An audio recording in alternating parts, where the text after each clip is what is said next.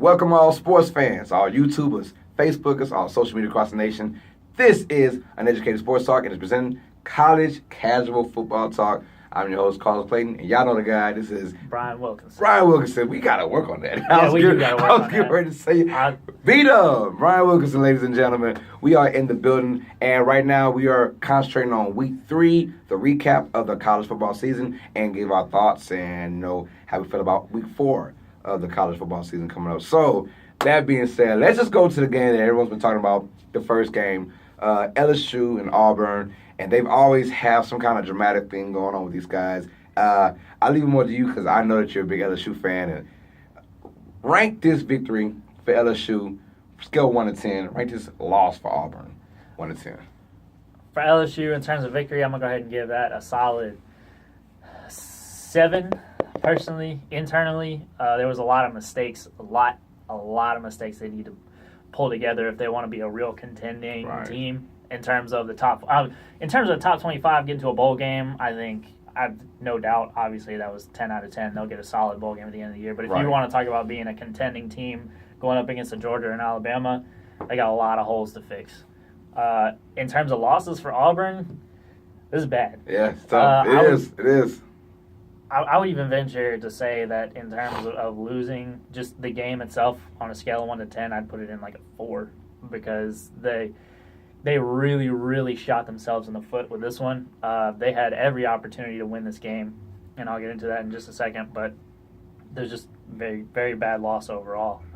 This is going to be really hard to come back from. Yeah, it's going to be tough, but you're right. Auburn did shoot themselves in the foot because somewhere in that second quarter we saw Auburn finally started getting the rhythm. And I'm thinking to myself, okay, well, that's it. If LSU cannot stop this Auburn team and they get into rhythm, they're going to be tough to beat. And all of a sudden, somewhere in that second half, like Ed Orgeron has these guys believing. If anything, they might not be the talented team, the most talented in the SEC, but they have a belief system working so far for these guys. And I think, as a head coach, especially in college football, that's all you want to do is give your team belief. Had one guy said, look, I'm not the best coach in the world, but if I can mentally make my guys run through a building for me, then that's what I'm going to do. So that is what Ed Orgeron, in my opinion, is doing with this LSU team because outside the boys, they're not the most talented team in the SEC, but, man, they had some heart.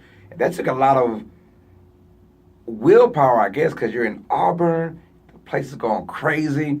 Whoever wins this game has the upper hand, not only in the conference, but maybe for a national title. So at least for quite a while until either one of them plays Alabama. Right. And you would think LSU dominates Miami, and then Auburn squeaks out a victory against Washington, which is a better team than Miami. Mm-hmm. So I figured it was kind of going to be head-to-head a little bit. You didn't know who's going to win. Obviously, I chose Auburn. He chose LSU for our pick'ems, and I lost. But that's just one. We'll tell you our next pick'ems later on in the episode. So anything else you want to say about LSU and Auburn? Here's what I'm going to give you. After finally watching this tape, Burrow, the quarterback for LSU, looked very good through the spring game, through game 1, game 2. I know now why he lost the starting job at Ohio State. If you want to talk about some critically poor decisions, I was going to ask you about him. Just so happened to work out in his favor. Now he is...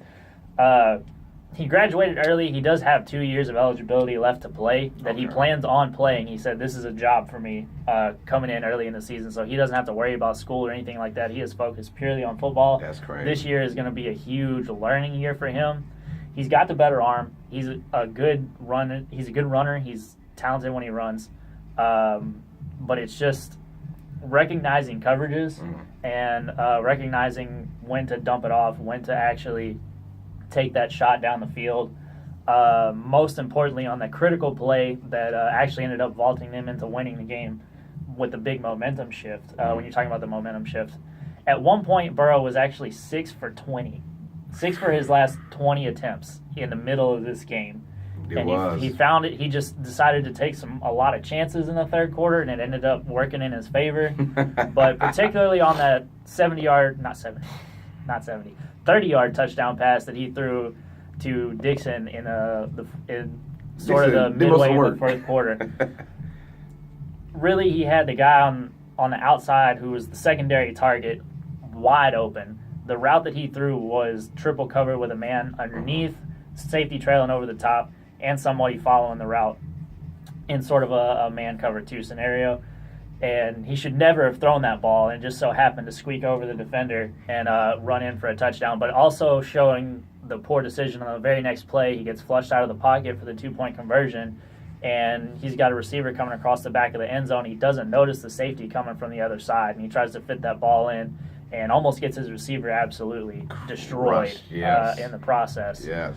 But they were much better on third down, much better. They were much more manageable on their third downs, a lot of third and shorts. And Auburn really ended up on defense shooting themselves in the foot because of a lot of those chances that Burrow took. I know he said the decisions were kind of shaky sometimes, but on Auburn's side, when Burrow was just launching the ball downfield, Auburn was making some critical mistakes, 2 critical pass interferences on the last drive that actually got LSU into field goal range to win the game. So really, again, it was more about Auburn losing this game than LSU actually winning this game. That being said, LSU's quarterback position has greatly improved over the last few years. If Burrow can actually take these games as sort of a learning stepping stone curve, he's got great upside. Yeah. But I'm not looking at championship contention just yet.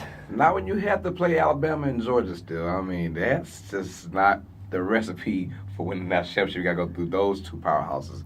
But at the end of the day, LSU does beat Auburn, and that's a great victory, however you want to call it, because they're the road team. So at the end of the day, all those guys are going to look at that and say, if anything, they're going to go to a really good bowl game if things play out the way we see it. But we've seen crazy things happen in life. But that wasn't the only big game. Probably a bigger game when you want to talk about national championships. Ohio State goes into Dallas Stadium, whatever they call that stadium, the stadium that Jerry Jones did, AT&T Stadium, thank you. And they face the TCU Horned Frogs, who are basically the home team. Ohio State put out a big presence in that game. They did. Everybody thought this was going to be a home game for TCU, but it was pretty much half and half. I saw a lot of red. I did see a lot of red in there. Now, TCU came out like gangbusters, and they both came out really good. And then you figured, man, this is going to be one of those heavyweight matchups where blow for blow, and I was enjoying it. That first half was amazing. It was 17-14 going into halftime, and it looked pretty good, like it was going to be a really good game. TCU comes out in the third quarter, and they jump all over Ohio State, and you figure, oh, man, TCU, they got the crowd into it now. And then Ohio State, out of the flick of the finger or the wrist, whatever you want to call it, in the fourth quarter, they dominated. Not just one, but dominated the fourth quarter, the last quarter, the final quarter, and they show why. And it is funny because it's almost like Ohio State, their upper hands when they suspended Urban Meyer. They said it was suspended for 3 games. You can't do 2 games because they're like, oh, you want to get them ready for the TCU game. No, they say, you know what? We're going to suspend them for 3 games because that third game is TCU, and we're going to cross our fingers and hope that we pull it out. Well, 40-28 against a 15th ranked team. TCU is one of those rare teams I think can go into any conference and be really good. Not the best team, but they'll be competitive. Like I can see TCU in the SEC. And Gary Patterson is a great coach. He showed it. They played in the Rose Bowl a few years back. That was really their big coming out party as far as moving into a Power 5 conference is concerned. So they played in the Rose Bowl, in a big game like that, moved over to the Big 12. They played in some pretty good, notably Oklahoma, really biggest games for them, sort of. So I do like TCU, and I've always liked TCU over them since Gary Patterson has really brought them out. Their defense isn't the same anymore, but that's neither here or there. But they came out and they gave Ohio State a big punch in the gut in the third quarter, and you figured, man, this game is over with. And out the blue, Ohio State just big play after big play. And this team, the reason why it was so big, because I said on the last show, I said, whoever wins this game is going to have a big upper hand already into the national championship presence. TCU being in the Big 12, which is a lot, I guess not say easier, but you can manage that against, say if you get your one loss against Oklahoma, you can manage going into maybe a Big 12 championship game or maybe whatever, that. And Ohio State being the road team against TCU in that stadium and putting on 40 points, although their Nick Bosa did get hurt. He might be out for a few weeks. Which makes this victory even more impressive. Because he was out early. He was out probably, I want to say early third quarter. I could be wrong about that, but he missed a big presence of this game, and the defense stepped up. Now TCU does have a freshman quarterback. I mean, not a redshirt. He's a true freshman as their quarterback. And turnovers really did hurt them in this game, and that was really they had that goal line to. turnover in the first quarter, and Ohio State dominated the first quarter. TCU the second, and some with the third. Ohio State dominates the fourth quarter. Pretty even match, 40-28. They had a trick play. TCU did, and it was called back for a forward pass. It was all these forward pass, but if it was just a regular behind pass, whatever they call that, lateral pass, that was to the house regardless. And that right there kind of hurt momentum because it was still a close game, and that the penalty yards happened. But I think it was a very huge win for Ohio State. And in that Big Ten, we'll talk about that in just a second. There, as the rest of the Big Ten is trending down, Ohio State is trending up with that victory. So we got one more game to talk about. Alabama and Ole Miss. Alabama just showing their dominance. Anything you want to say about Alabama and Ole Miss before I talk about it?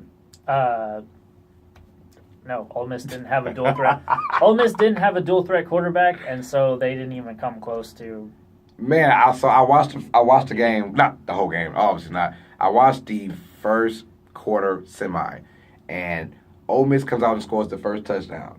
And the crowd is going crazy. I'm like, uh-oh. Does Ole Miss really? Because Ole Miss, they've been putting up points against everybody else. They've been absolutely they're dominating, putting up 60-plus to 70-plus points. So I figured, man, they'll at least score 20-something against Alabama, man. They scored that first touchdown, and the crowd's going crazy.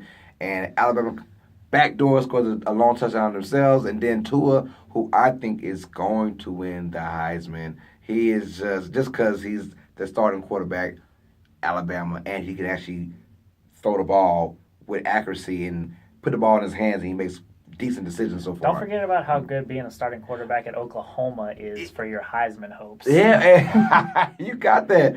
The guy said he's not even going to the NFL. He's just doing this for fun. He's going to baseball when it's all said and done. So I'm like, that guy's crazy.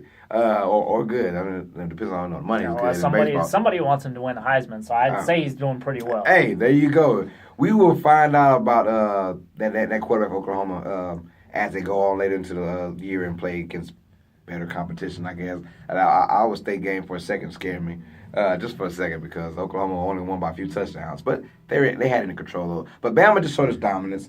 I don't see a weakness. They're just physically stronger, faster, bigger than every team in there. And you figure Ole Miss would just score and trying to keep up maybe the first half. It didn't happen. You wanted Ole Miss to score every time they drove, and they could not score. Interceptions, it was fumbles, it was all that. It was just bad to see 3 and outs.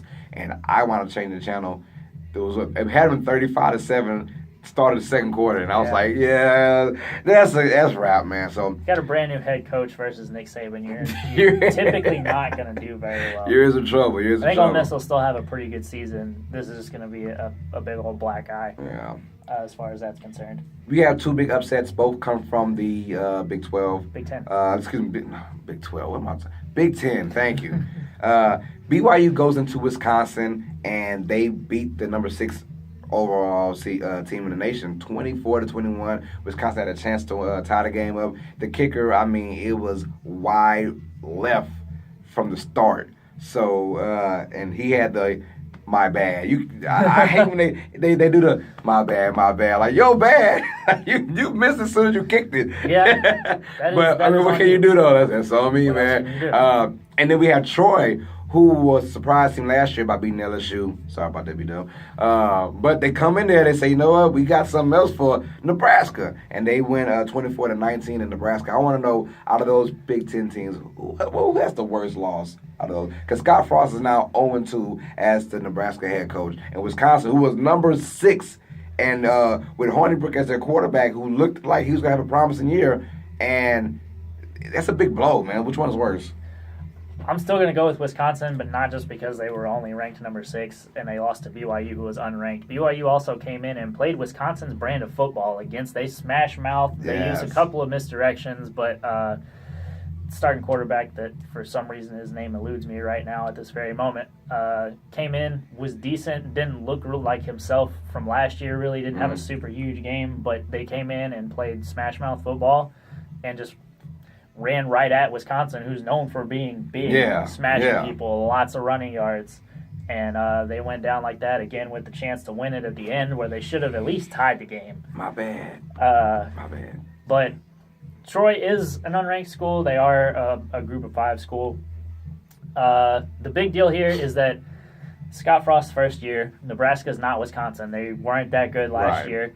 They probably weren't going to be that good this year. It took Scott Frost a little bit of time to turn UCF from and whatever to national champions. National championship, quote unquote, so I don't think this is immediate doom and gloom for Nebraska. I didn't think they were going to come. I wasn't expecting the kind of turnaround that you did at UCF at Nebraska. You just don't have those caliber players in the heart of the Midwest. They're not there like they are in Florida. The team. There's so many kids in Florida that are fantastic at football that you can have 3 big schools and still have guys to trickle down to the UCF. It's kind of tough in Nebraska and wherever they're. So I think once he can actually get in and recruit, I think Scott will be just fine. He's proven to be a fantastic coach already. But Wisconsin looking at a national championship run, possibly that's off the table. It's over. So with the Big Ten, we said that they're trending down. Ohio State seems to be the only legitimate team that has a chance to represent them in the playoffs or in the national championship. Penn State's still hanging around. They're still there. They are. They can. They're hanging. They're hanging around. But they had a big victory against a non-name team. We'll see later. They do have to play Michigan and Ohio State this year, so we'll see. To Nebraska, teams like Troy and Appalachian State and even Utah State. Those teams always play Power 5 schools very tough every year. So I would try to avoid those kind of teams if I'm Nebraska. The Big Ten will cannibalize itself out here shortly, and we'll see. Either Ohio State or Penn State will come out on top. Yeah, Michigan State, who lost to Arizona State already. And of course, if it's not Ohio State and it's not Penn State, then the Big Ten will not be represented in the top 4, in my opinion. So that's our recap for Week 3. Let us know your comments down below. So we're going to Week 4 now. And we're going to talk about the main games. It's not a huge week like we all wanted to. That usually happens once you get into conference play, like major conference play. Yeah. Can't wait for Now, we do have some conference games, which is going to be what we're going to talk about. But I guess you could call it the marquee game is Alabama. They're at home against Texas A&M, who had the best loss of the season so far to Clemson. And it's tough how you look at your schedule, like, we got Clemson.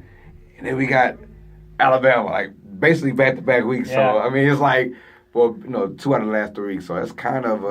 Not to mention they have to go on to play both Auburn and LSU. Yeah, so, man, Texas A&M had the best loss against Clemson, losing by 20-26. They do go on the road against Alabama. How quickly will Alabama dominate this game? Not that fast. Not that fast. Not that fast. I liked what I saw from that defense in Texas A&M in that Clemson game. Alabama's not known as an offensive team. I'll give Tua very credit. He's absolutely making that offense excel to heights that they haven't played at previously. But Jimbo Fisher is a defensive guy, and he's played Alabama before. Mm-hmm. He worked for Nick Saban. He's going to come into this game prepared.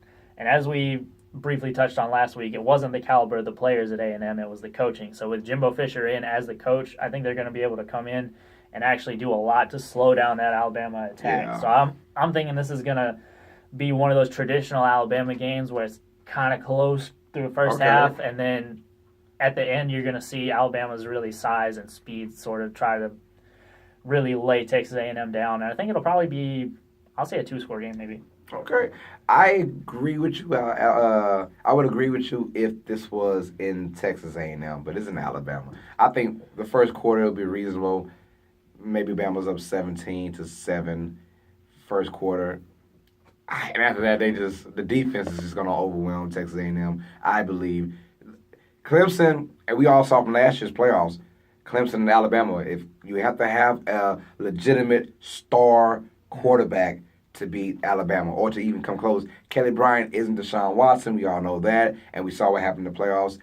Those two teams aren't the same. I think Bama's just that much better than Clemson at this moment right now. And you will find out they will, in my opinion, I won't say destroy them by points-wise, but just the physicality, the speed, and all that. They're just going to, fourth quarter, I'm looking at a 35-10 kind of game. Bama just cruises along at the end. But Texas A&M has something to sneeze at. Like you said, the defense is pretty good. And to give up 35 points in Alabama is not that bad. I'm just saying. But the defense will come out there, but I think Alabama is the much better team. And it's just tough to see Alabama losing until they face a team like Georgia. There's only a handful of teams that can, literally a handful of teams that can fight with Alabama right now. So, it's tough. But we got Stanford against Oregon as well. Number 7, Stanford is going to Eugene, Oregon, to face the Ducks. And the Ducks are finally kind of back, maybe.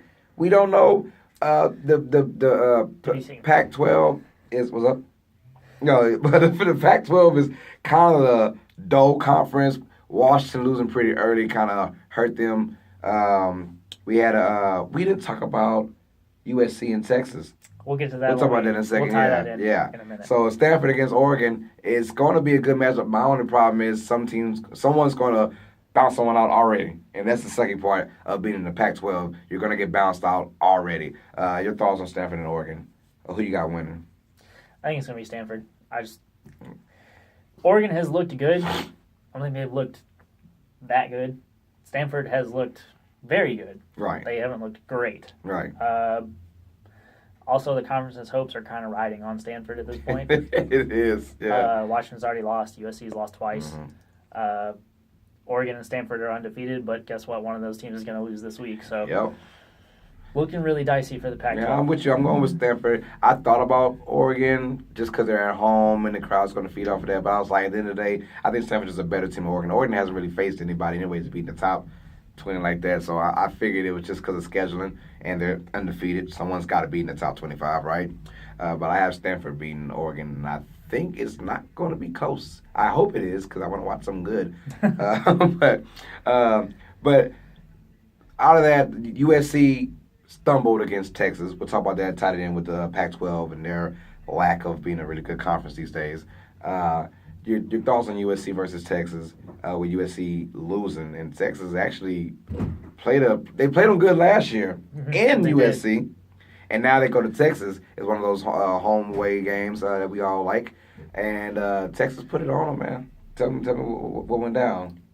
I just love Sam Ehlinger. I don't know what else to say about this game, but that kid came in, started about, I want to say it was maybe week 3 or 4 last year. Mm-hmm. They had a really good guy coming in, but Ehlinger just came in, and his ability to absolutely just sling a football around the field, I mean, on a dime, too.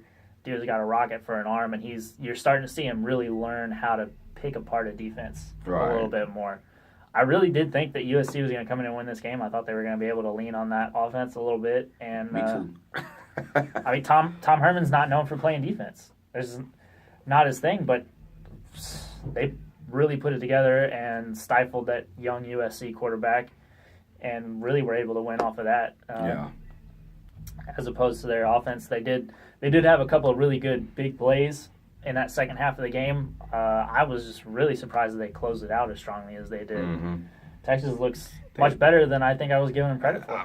I hope it's not the same old thing where Texas looks really, really good against high-ranked teams or good opponents, and then they play to the level of competition against lower-ranked teams and want to either winning, squeaking it out, or losing like we've seen them do previously. So was I shocked? No, I think I had Texas winning. I mean, I said USC, but I'm pretty sure I had Texas winning the game. I mean, they played them tough, and I just don't like USC right now. And it's tough to see these high brand teams, the USCs and the Hurricanes. Miami just came back last year, but outside of that, I mean, these teams have been pretty much dud over the last couple of years. And even with, and Texas played USC good with a Sam Darnold quarterback, mm-hmm. And so I was like, they're probably just going to beat USC, and it's in Texas. So, look, kudos to them. I want to see Texas succeed over the next couple of years, and with Herman there, hope they can get things going on, because Texas and USC and Miami, when those teams are really, really good, college football it's good for college football. Yeah, it's always good for college football. So I want to see those guys get back on track, especially USC, get back on track now. So let's go with our game of the week, pretty much, our pick 'em. So it's Team Steelers versus Team Beat Up. We got TCU and Texas, speaking of Texas, and it's going to be a very interesting matchup because you got TCU coming off a loss against Ohio State, Texas coming off a pretty good win against USC, so something's got to give. They both have one loss now. Texas still unranked, but we got our pick. So who are you going with, brother? Give me the burnt orange in this one. Hey. I love it. TCU, again, with the freshman quarterback, their defense, they can get enough pressure, and they have good enough corners that they can play defense well enough, and they can really sort of rein in that quarterback. They will have problems covering the ground game for TCU. So as long as they don't get into a hole early, I think Texas has this one wrapped up, especially behind that big arm Sam Ehlinger's got, and they can run the ball well as well. I'm going with TCU. They're just exploding. They're more explosive than USC. I'll tell you that. I'm going with TCU, but man, like I said it earlier, Texas over the last couple of years they play well against competition. They play very well, and so I think they will be up for the task. And Texas and Austin is going to be rocking and rolling, and I can see this being a close game, which I do. But at the end of the day, I think TCU is just a better team, and they better come out so I can be 1-1 in this competition with you, because I'm not trying to go 0-2 already. So, but I got TCU win this. B-Dubs got Texas. Comment down below, who do you have winning TCU versus Texas, and just give us your thoughts about all of Week 3 recap and who's going to win Week 4, who's your surprise team so far in college football. So, guys, we wrapped it all up for Week 3, and now we preview Week 4. Tell us how you feel about it. So, this is College Casual Football Talk. I'm your host, Carlos Clayton. This is Brian Wilkinson. And all sports fans, you guys know what time it is. Stay smart, stay uneducated. Peace. Week 4, here we come.